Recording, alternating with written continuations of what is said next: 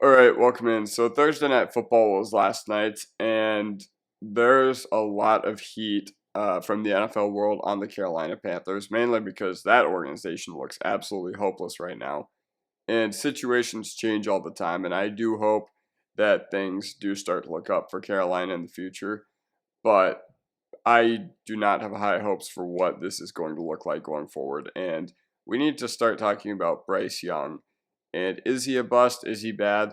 Let's get right into that. So let me just say, as a prospect, I thought Young was very pro ready. I thought he was very polished. There were nothing but good things to say about him, and not only him, but his play anticipation, the fact that he was undersized but could still, be that improviser type that seems to do well in the modern NFL. Personally, he was my QB2 coming out. I still think, you know, for philosophical reasons, even though, um, he was a very, very, very low floor prospect. I think to compete with freaks in the modern NFL, to compete with Jalen Hurts, to compete with Patrick Mahomes, to compete with Joe Burrow, to compete with Lamar Jackson, to compete with all those guys, Josh Allen and a bunch of other great quarterbacks who I haven't even named.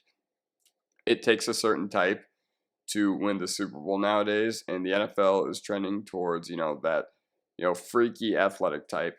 And I still think that the prospect that the Panthers should have gone for first overall was Anthony Richardson over Bryce Young. Now, this is not even hindsighted because if we were able to draft in hindsight, we'd just be like, oh yeah, Stroud to Carolina. But does Stroud thrive in Carolina if he's throwing to Adam Thielen, Jonathan Mingo, DJ Chark, if he's being coached by Frank Reich? And we'll get into all this later. So, um, once again, as a prospect, I thought Young was very polished. Now, he didn't have the ceiling to go absolutely bananas in the NFL, but if you can hit on a quarterback with a first overall pick, if you can have them even be a top 10 quarterback, you're pretty happy with that pick. Even though you would like them to be generational players, I still think the process of taking Young was pretty sound, even though he didn't have the highest ceiling. And but what Carolina completely missed on, this was a huge process missed by everybody in that organization. Frank Reich gets hired in January.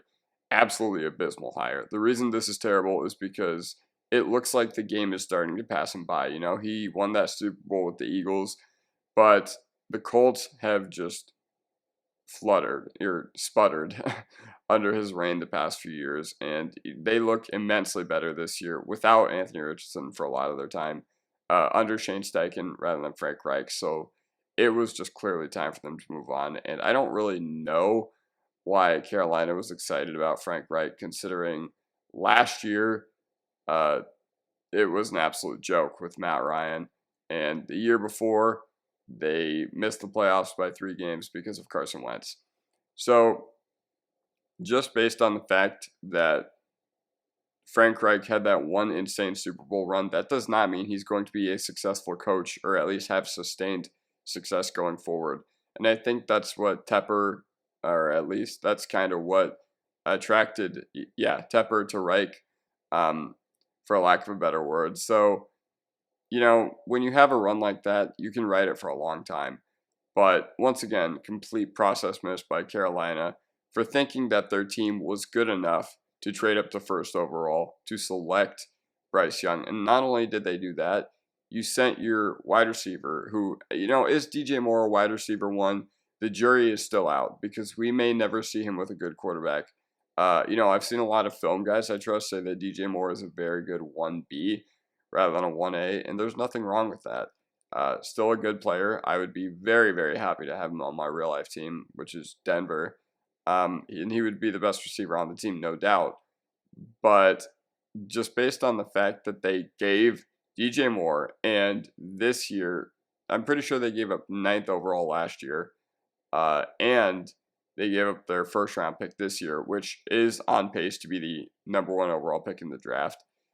So Carolina is tanking for Chicago. It's just a mess right now. Um, but Carolina overperformed at the end of 2022.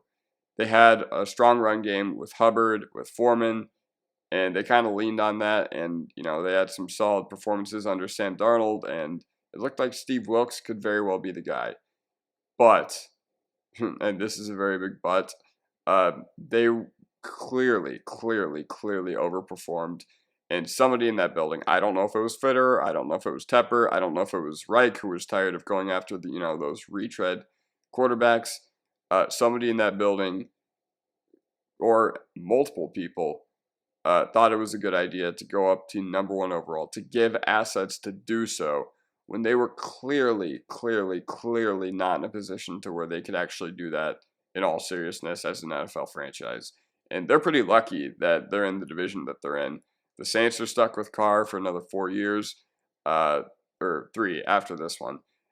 The Falcons head coach doesn't know how to utilize their best offensive skill players, and the Buccaneers have, granted, a resurgent year, but they have Baker Mayfield as their quarterback. So if there is one division where, you could foresee a quick turnaround in the NFL, it could be in the NFC South. And there was a lot to like about Carolina coming into this year. I love the hire of Ejiro Evero to be their defensive coordinator, but man, I don't know. It just looks grim in Carolina right now. But is Young bad? No, I don't think he's bad, at least not yet. We can't call him bad because we have not seen him in a legitimately good situation. This situation in Carolina is the second worst in the league, besides, on offense at least, besides the Giants. The offensive line is underperforming. And by the way, Frank Reich's highest paid offensive line in the league last year, Indianapolis, was underperforming. And Shane Steichen comes in and makes them suddenly good again. Yeah, so who is he throwing to? Adam Thielen, DJ Chark, Jonathan Mingo, Laviska Shenault, Terrace Marshall Jr., absolutely laughable group of weapons. And I haven't even talked about the fact that they signed Miles Sanders, who legitimately may be the worst running back in the league this year. He got his job taken by Chuba Hubbard. And Chuba Hubbard, I mean, he's been all right. He hasn't been great. He's clearly just a volume play. And Raheem Blackshear, who can actually, do some work in open space. But yeah, we have not seen Young with anything resembling an NFL offense, with anything resembling an NFL team around him. The situation is just so bad to where we can't tell if he's actually good or bad. And there have been a lot of film guys I trust that say it has not looked good. But do you think Stroud or Richardson would honestly be doing any better in this situation? Like, Carolina's just a total mess right now. I think what they should do with Bryce Young is they just clearly need to start over at head coach. They need to bring in legit weapons. They need to draft guys in the second round this year who are not Jonathan Mingos of the world, who, I mean, I've mentioned him a lot in this video, but he's the low floor prospect. And they need to give Bryce Young some help. I know they have Aquanu on that O-line, and they have some other nice pieces as well. But, Aquanu hasn't played up to the 6th overall pick that he was, what Carolina thought they were getting when they drafted him. And, it's just a dangerous situation for a young quarterback to be in. Not dangerous as in physically, or like I don't think he's at like severe risk of getting injured or anything like that. That's not what I meant by the word dangerous. But it's dangerous in his development. You never know what this guy's confidence could look like after he gets done with a year like this, because quick turnarounds in the NFL can happen all the time. Look at Trevor Lawrence from his rookie year to his sophomore year. It is not impossible to rebuild in the NFL overnight.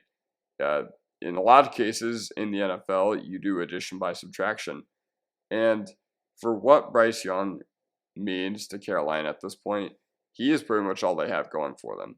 He is probably the only player on this team who I would even say is mediocre, playing mediocre on offense right now. And that's a compliment because, the rest of the unit, not pretty at all. Like I said, pass catching weapons, absolute joke. I know Thielen's performed this year, but he's 33, 34. He's really getting up there. And, man, I don't know what to think of Carolina's mess. Bryce Young has nothing to do with it, though. And I do feel for him. I do want to see him succeed. And no, before we get into it, no, Carolina should not have taken Stroud over Young because, like I said, It's always easy to draft in hindsight. So yeah, that just does it for me. That's just some thoughts I had to get out about last night's game, and I'll see you guys next time. Peace.